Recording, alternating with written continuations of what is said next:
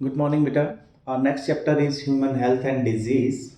In this chapter, we'll study about different aspects of the health, different pathogens, different diseases, and then we'll discuss about vaccination, immune system, and in the last concept, there are drugs, some drugs, common drugs, addiction and de-addiction. So, first concept is how our health is affected. Health is affected by हमारे ऊपर कुछ factors हैं जो हमें affect करते हैं, हमारी health को अफेक्ट करते हैं।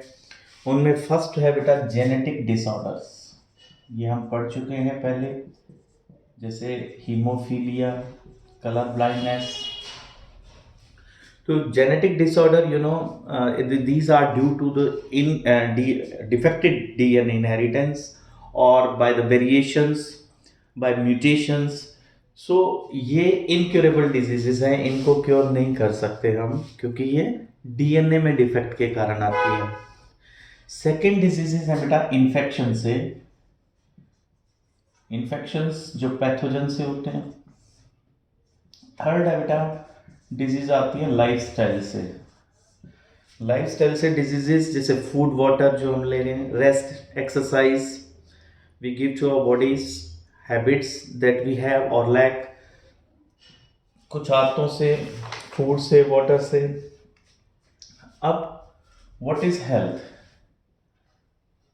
Define health. Health is defined as state of complete physical, mental and social well-being. State of complete mental, physical and social well-being. तो इसमें ये एस्पेक्ट्स ऐड किए गए हैं बेटा। अगर बॉडी में डिजीज नहीं है कोई तो इसका मतलब ये नहीं हो सकता कि हम हेल्दी हैं। हेल्थ में ये दो फैक्टर्स और ऐड किए हमने, मेंटल और सोशल। मेंटल कोई हाइपरटेंशन नहीं है, एंजाइटी डिसऑर्डर्स नहीं है। सोशल वेलबींग का मतलब समाज के अंदर जो एविल्स हैं, सोशल एविल्स, वो नहीं एग्जिस्ट करते हैं, हेल्दी सोसाइटी हो, तब हम कहेंगे कि एक पर्सन कंप्लीट वेलबींग स्टेट के अंदर एग्जिस्ट करता है। इसके बाद बेटा हेल्थ मेंटेन करने के लिए there must be balance diet. Balance diet means the diet with all essential nutrients must be there. Personal hygienic conditions must be there.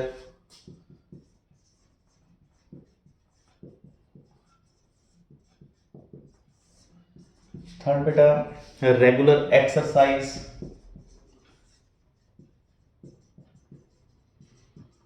ये रहने चाहिए फैक्टर्स। उसके बाद है कि डिजीज क्या होती है। डिजीज इसके नाम में ही डेफिनेशन है बेटे, dis plus ease. Dis ease, you can say dis plus ease when a person, ease का मतलब क्या है? Comfortable. When a person is not comfortable then we can say that there is a disease. Disease affects the functioning of one or more organs or organ systems. ये क्या करती है? It affects one or more organ or systems functions.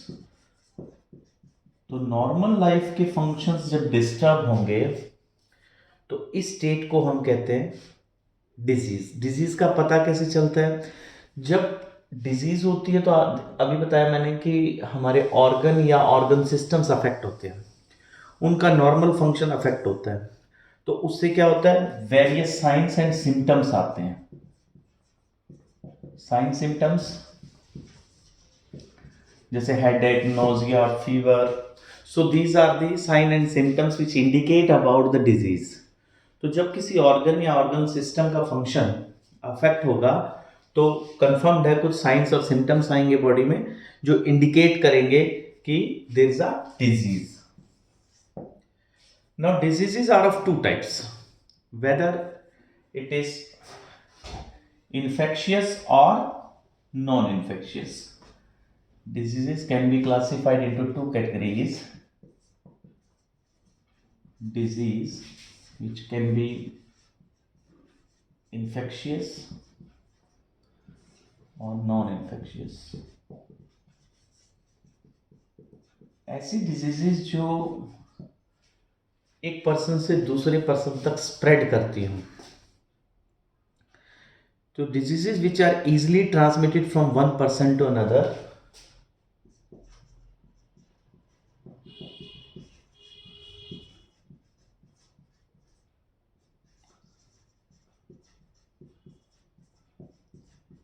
they are called as communicable or infectious diseases. And the diseases which are not spread or not transmitting from one person to another person, disease which doesn't transfer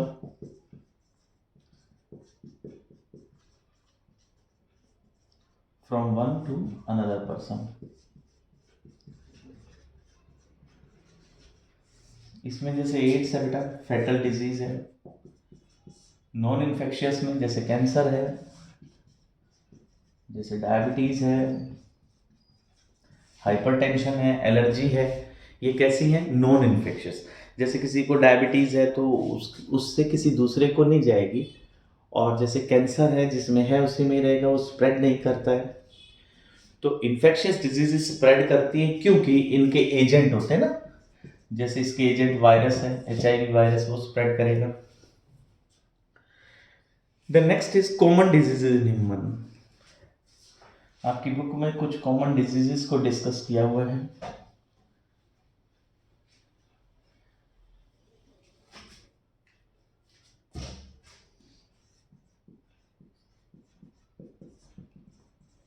common diseases in human.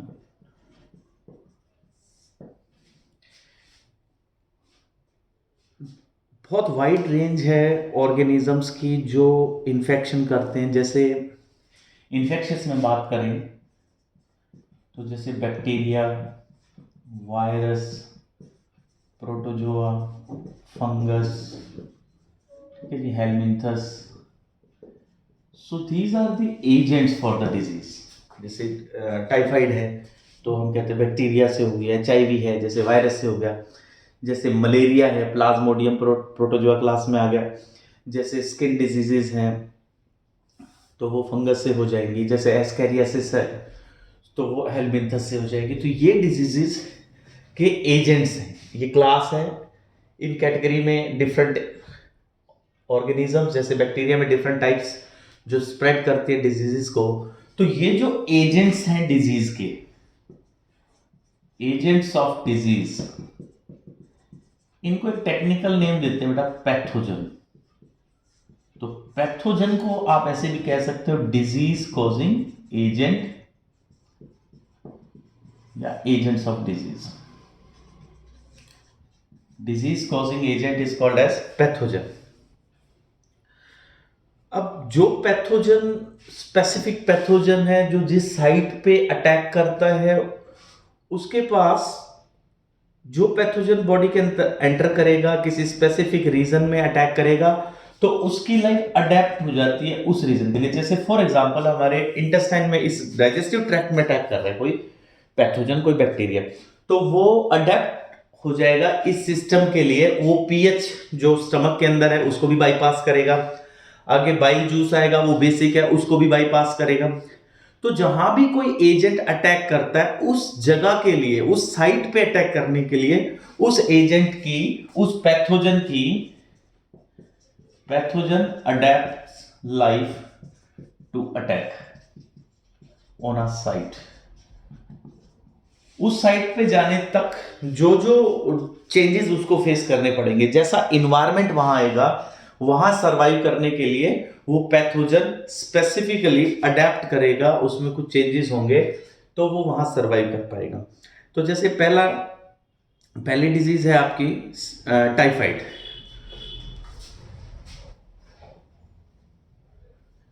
Book में आपके first disease जो explain की है that is typhoid.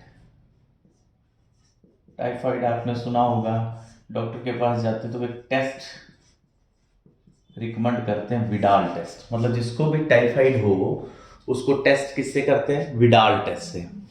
इसका pathogen कौन है? इसका pathogen है बेटा सैल्मोनेला टाइफी। सैल्मोनेला टाइफी किस रूट से अटैक करता है? ये ओरल फीकल रूट से अटैक करता है। ओरल फीकल रूट का मतलब बेटा फूड के साथ जाएगा किसी पर्सन में, वहां अटैक करेगा, फिर उसके फीकल मैटर से, उसके टॉयलेट से फिर आगे पास करेगा, उस टॉयलेट से फिर किसी हेल्दी पर्सन तक पास करेगा। तो सैल्मोनेला टाइफी जो जनरली स्मॉल इंटेस्टाइन में एंटर करता है with the food and water, enters मतलब इसका टारगेट ऑर्गन कहां है? Small intestine with food and water, पानी के साथ या खाने के साथ ये स्मॉल इंटेस्टाइन तक अटैक करेगा। कैसा पानी होना चाहिए, कैसा फूड होना चाहिए? कॉन्टामिनेटेड। कॉन्टामिनेटेड का मतलब जिसमें ये पैथोजन हो उसको कहेंगे कॉन्टामिनेटेड। तो स्मॉल इंटेस्टाइन से फिर ये जाएगा, देखो एजेंट कौन है? Salmonella typhi. क्या होता है? ये बैक्टीरिया। ये फूड के साथ, कंटामिनेटेड फूड या वाटर के साथ आएगा, फिर ये स्टमक इंटेस्टाइन से होता हुआ कहां पहुंचेगा? स्मॉल इंटेस्टाइन में। स्मॉल इंटेस्टाइन से फिर ये बेटा एंटर करेगा ब्लड में। ब्लड में जाने के बाद फिर ये फीवर कॉज करेगा। फिर ये फीवर कॉज करेगा 39 degree Celsius to 40 degree Celsius, temperature increase हो जाएगा। और क्या होगा इसमें? इस डिजीज में आप सिम्टम्स देखो, इस डिजीज के सिम्टम्स देखो, वीकनेस तो एक जनरल सिम्टम है, वो तो हर डिजीज में ही आती है वीकनेस। फिर है बेटा stomach pain, constipation, stomach pain, constipation, headache, loss of appetite, भूख लगना बंद हो जाएगी, सिर दर्द रहेगा, कॉमन सिम्टम्स है इसके। और सीवियर केसेस में अगर इंफेक्शन बढ़ जाए it can cause death, it is fatal. अगर इलाज नहीं करेंगे तो ये डेथ कॉज कर देगा। तो मेडिकल साइंस में टाइफाइड के बारे में एक बात और फेमस है कि टाइफाइड का स्प्रेड जो हुआ था वो एक मैरी मेलन शुरुआत में स्प्रेड फ्रॉम मैरी मेलन, ये कुक थी और इनको टाइफाइड मैरी भी बोलते हैं, टाइफाइड मैरी। तो इन्होंने जो फूड कुक किया उसके साथ टाइफाइड भी सर्व किया।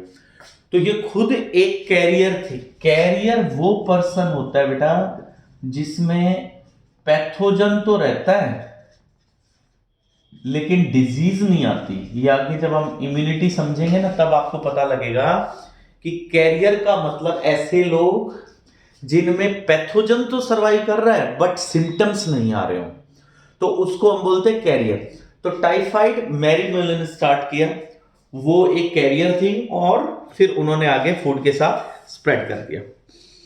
ओके, इसके बाद आपकी बुक में आगे है बेटा निमोनिया। Next disease pneumonia. ये बच्चों को ज्यादा होता है, ये भी बैक्टीरियल इन्फेक्शन है। निमोनिया किससे होगा? स्ट्रेप्टोकोकस निमोनियाई बैक्टीरिया है इसका पैथोजन है बेटा, स्ट्रेप्टोकोकस निमोनियाई, स्ट्रेप्टोकोकस निमोनियाई। और दूसरा इसका बेटा Haemophilus इन्फ्लुएंजाई।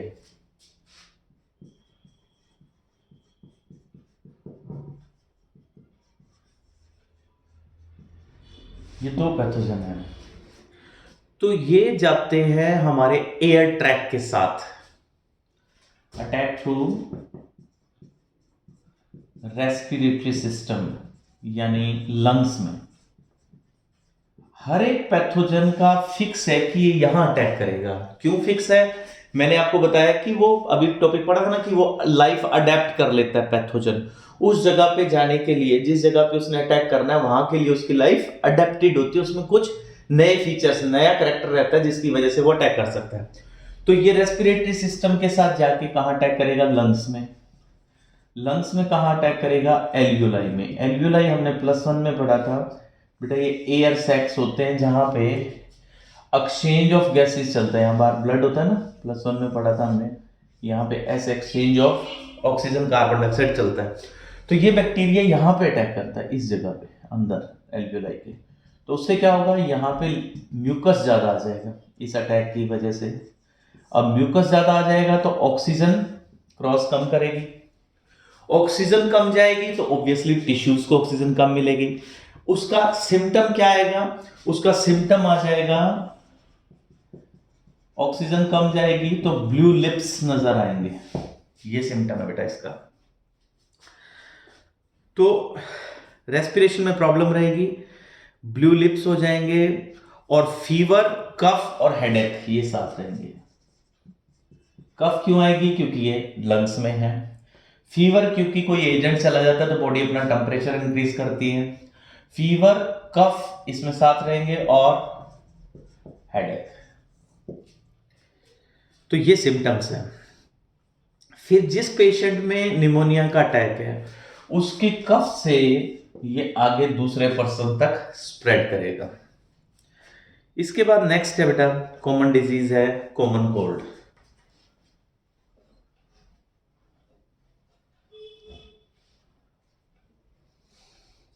Common cold, common cold एक ऐसी डिजीज है जो 3 से 7 दिन में अपने आप ठीक हो जाती है। जुकाम जो रहता है बेटा, कोल्ड जो सिम्टम्स, अभी जो विंटर चल रहा है सीजन में, इसके जो पैथोजन है, इसका पैथोजन वायरस रहता है, मिक्सो वायरस।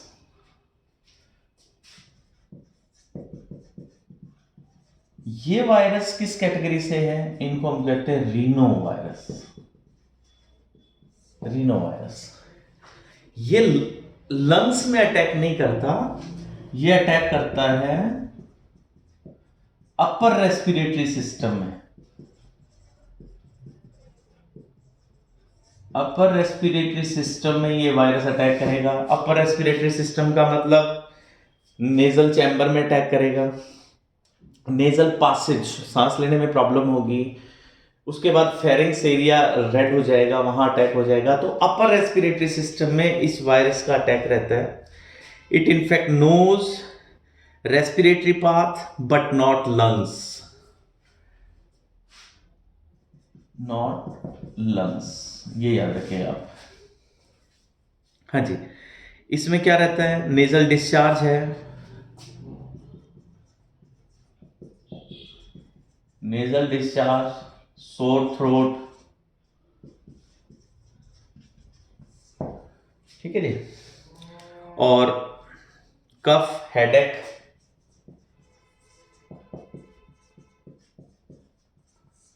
कफ हेडेक इस सिस्टम में। इसमें 3 to 7 डेज इसका टाइम पीरियड है। ड्रॉपलेट्स जो आते हैं, जिसको ऑलरेडी कोल्ड है, उसके कफ से जो ड्रॉपलेट्स एयर में आएंगे उनसे ये आगे स्प्रेड करेगा। तो उनसे कैसे स्प्रेड करेगा? ये एयर ड्रॉपलेट्स जिन ऑब्जेक्ट्स पे गिरेंगे वो ऑब्जेक्ट्स के थ्रू नेक्स्ट पर्सन में चले जाएंगे, जैसे पेन, पेंसिल के थ्रू आगे चले जाएंगे। तो ऐसी डिजीजेस जो इन ऑब्जेक्ट्स के थ्रू जाती हो उनको कहते हैं फॉर्माइट बोर्न। मतलब आप एक नया नाम कह सकते हो कि common cold is fomite borne disease. Fomite borne का मतलब जो नॉन लिविंग ऑब्जेक्ट्स के थ्रू जो एक पर्सन से दूसरे पर्सन में स्प्रेड करेंगे। इसके बाद नेक्स्ट है बेटा मलेरिया। मलेरिया डिजीज प्लाज्मोडियम से होगी और जो इंसेक्ट्स इसको ट्रांसफर करेंगे वन पर्सन टू अनदर।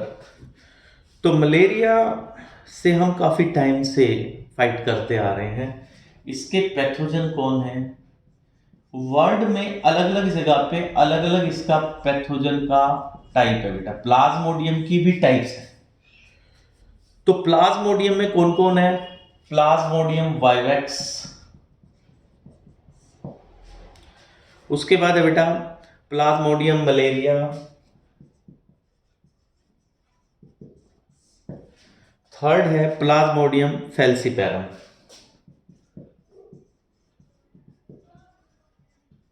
ये फैटल है, ये जानलेवा मलेरिया इस प्लाज्मोडियम से आता है। जो ऊपर दो है वो उतने फैटल नहीं है, लेकिन ये फैल्सीपैरम जो है प्लाज्मोडियम फैल्सीपैरम इट्स फैटल। सो ये अटैक कैसे करता है? प्लाज्मोडियम हमारी बॉडी में जब एंटर करता है, देखो जैसे ये हेल्दी पर्सन है, यहाँ ये हेल्दी पर्सन है, अभी इसको मलेरिया नहीं है। जैसे ही फीमेल एनोफिलिस आती है, ये एक मॉस्किटो है जो बाइट करता है हमें। ये फीमेल एनोफिलिस जैसे इसको बाइट करती है तो इस हेल्दी पर्सन के ब्लड में ये प्लाज्मोडियम रिलीज कर देती है। जो प्लाज्मोडियम इसने इंजेक्ट किए हैं अपने सलाइवा के साथ उसको कहते हैं स्पोरोजोइट्स। इनकी स्टेज का नाम है बेटा ये स्पोरोजोइट्स। मैं फिर रिपीट कर रहा हूं कि जैसे एक हेल्दी पर्सन है, उसके अंदर अभी मलेरिया नहीं है और फीमेल एनोफिलिस ने उसको आके बाइट किया है। इस फीमेल एनोफिलिस के पास ये प्लाज्मोडियम था, इसने इसमें इंजेक्ट कर दिया। अब इसको पता नहीं है, इसको कब पता लगेगा? After 14 days. आफ्टर 14 डेज क्यों? क्योंकि जब सिम्टम आएंगे तभी हमें पता लगेगा ना, हमें इंसेक्ट का तो पता ही नहीं लगता। तो 14 डेज इसका इंक्यूबेशन पीरियड है। अब ये इंक्यूबेशन पीरियड क्या होता है? इंक्यूबेशन पीरियड का मतलब होता है कि जिस दिन पैथोजन एंटर कर रहा है और पहला सिम्टम आ रहा है, कितना गैप है? तो 14 डेज का गैप है between infection and first symptom. तो इंक्यूबेशन पीरियड हो गया 14 डेज। अब जैसे ये यहां गया हेल्दी पर्सन में, ये स्पोरोजोइट्स ये इसके लीवर में चले जाएंगे। इसके लीवर में जाके, इसको अभी तक पता नहीं है, यहां ये मल्टीप्लाई करेंगे। ये मल्टीप्लाई करेंगे, इनका नंबर बढ़ता जाएगा। फिर ये यहां से ब्लड में ट्रांसफर होंगे। ब्लड में जाने के बाद ये इसकी आरबीसी में ट्रांसफर होंगे।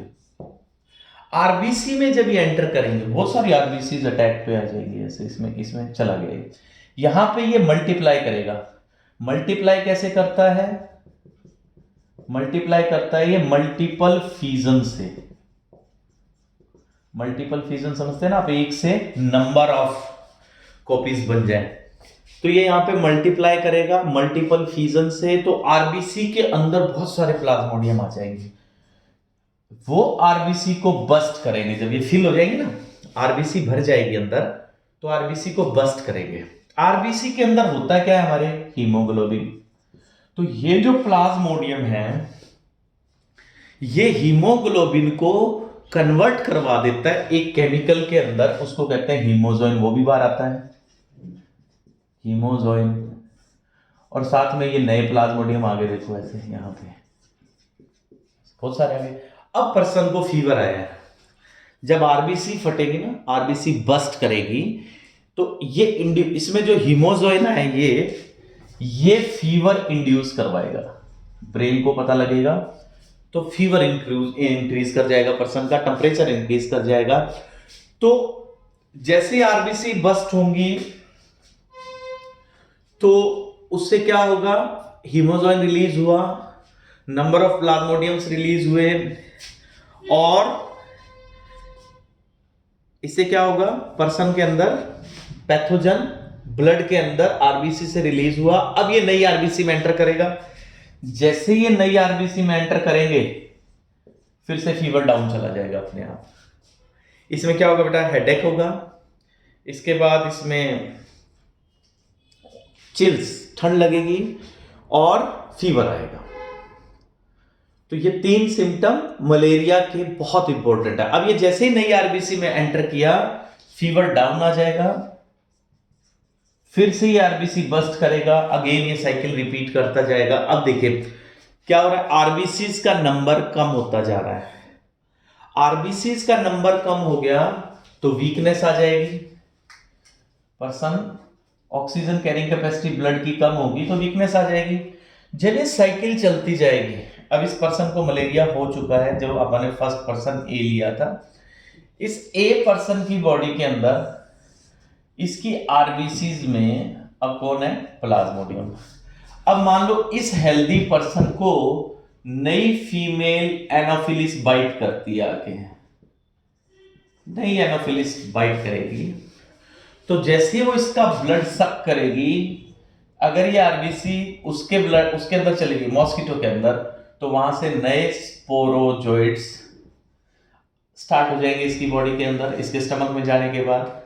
फिर ये जैसे न्यू पर्सन बी को बाइट करेगी तो फिर से साइकिल स्टार्ट हो जाएगी।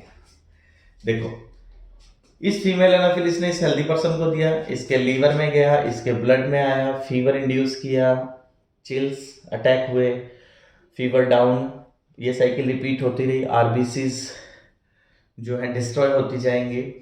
Ultimately what will happen when a new female Anopheles will bite, these plasmodium with the RBCs get introduced in the body of female anopheles, this new female anopheles। अब इस new female Anopheles से फिर new person तक फिर से cycle start हो जाएगी। तो ये बहुत इंपॉर्टेंट है। ये देखो मैं फिर से बता देता हूँ कि ये पर्सन ए के अंदर, यहाँ से छोड़ा था हमने, इस पर्सन ए के अंदर जो आरबीसीज हैं, जैसे न्यू फीमेल एनाफिलिस इसको बाइट करेगी, कुछ ब्लड इसमें जाएगा, ब्लड के साथ आरबीसीज जाएंगी, इसमें फिर से इन्फेक्शियस फॉर्म स्पोरोजोइड डेवलप हो गया, न्यू पर्सन पे फिर से अटैक करेगा। ये हमारे अंदर अटैक करती ही क्यों है? ये 2 पे अटैक करती है। कौन? ये प्लाज्मोडियम के 2 होस्ट हैं। प्लाज्मोडियम के 2 होस्ट कौन हो गए? पहला होस्ट तो था फीमेल एनाफिलिस और दूसरा होस्ट कौन है? Human body. हमारी बॉडी में आती ही क्यों है ये, मतलब प्लाज्मोडियम आता है क्यों है, पैथोजन आता ही क्यों है? इसका पर्पस है अपना नंबर इंक्रीज करना, साइकिल कंप्लीट करना। हमारे अंदर जो साइकिल चल रही है ये एसेक्सुअल साइकिल चल रही है, मल्टीपल फीजन की, और इसके अंदर सेक्सुअल स्टार्ट हो जाएगी, सेक्सुअल कंप्लीट हो जाएगी और फिर से एसेक्सुअल नए बंदे में स्टार्ट होगी, उसमें एसेक्सुअल कंप्लीट होगी, फिर से सेक्सुअल फीमेल एनाफिलिस में हो जाएगी, फिर ये आगे इंजेक्ट करेगी तो साइकिल ऐसे चलती जाएगी, मतलब सेक्सुअल एसेक्सुअल इस फॉर्म में इसका रिप्रोडक्शन चलता रहेगा। ठीक है बेटा, thank you, have a nice day.